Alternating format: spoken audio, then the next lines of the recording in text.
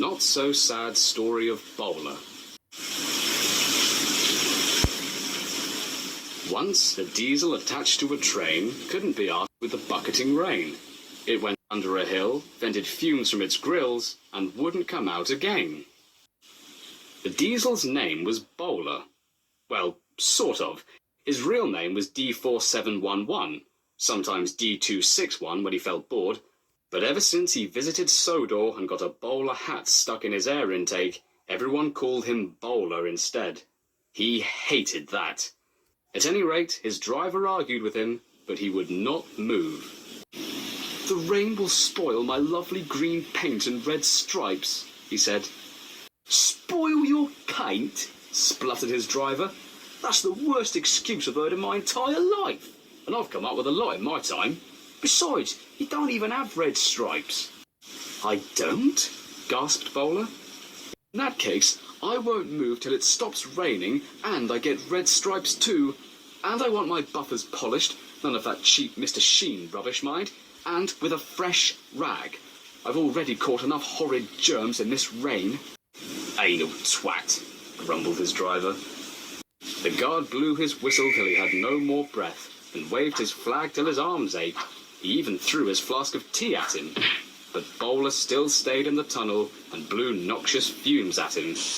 "I'm not going to spoil my lovely green paint and hopefully soon red stripes for you," he called as the man keeled over unconscious. Then, for no reason, along came Sir Wyatt Front, the man in charge of all the engines on the other railway. He was a grubby man with a cheap grey suit, a balding head, a scruffy moustache, and a mean streak a mile wide. For these reasons, everyone called him the Thin Git. "We will pull you out," said the Thin Git. But Bowler only blew noxious fumes at him. And stop doing that," snapped the controller. "This is my only suit and you know it." The Thin Git ordered all the passengers out of the carriages and made them tie their belts together to form a rope. Everyone pulled except the Thin Git, because, he said greasily, "My doctor has forbidden me to pull." But still Bowler stayed in the tunnel. Then they tried pushing from the other end. The Thin Git said, 1, 2, 5, 3, sir," corrected the porter. "Oh, whatever, just push," he snapped. They did, but he didn't help. "My doctor has forbidden me to push," he said oilily. Of course, his doctor had never done such a thing, but he was too busy pushing to claim otherwise. They pushed and pushed and pushed, but still Bowler stayed in the tunnel. Last, Diesel came along with a train of explosives.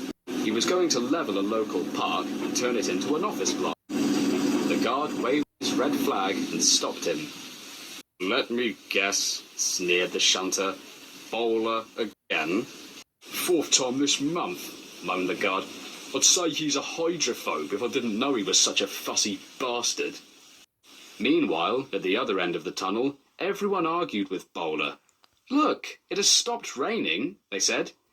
"Yes, but it will begin again soon," said Bowler. "And what would become of my green paint then?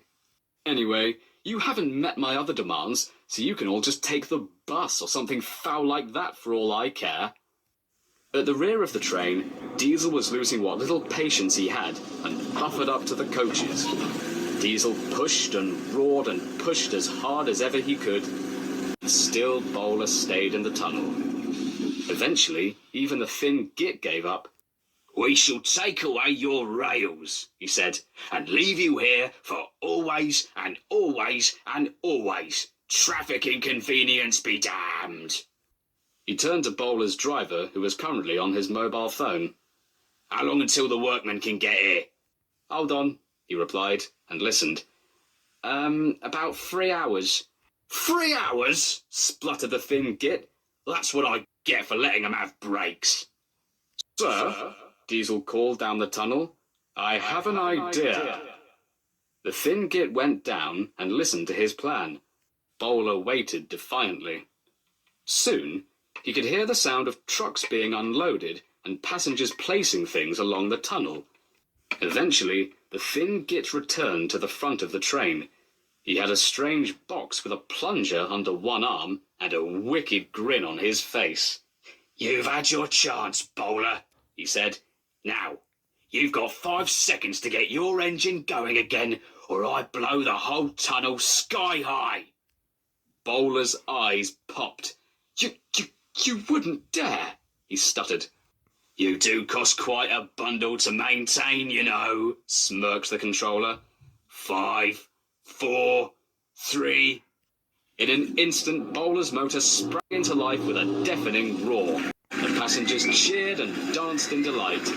They were so happy they didn't notice that Bowler and the coaches had run off without them till too late.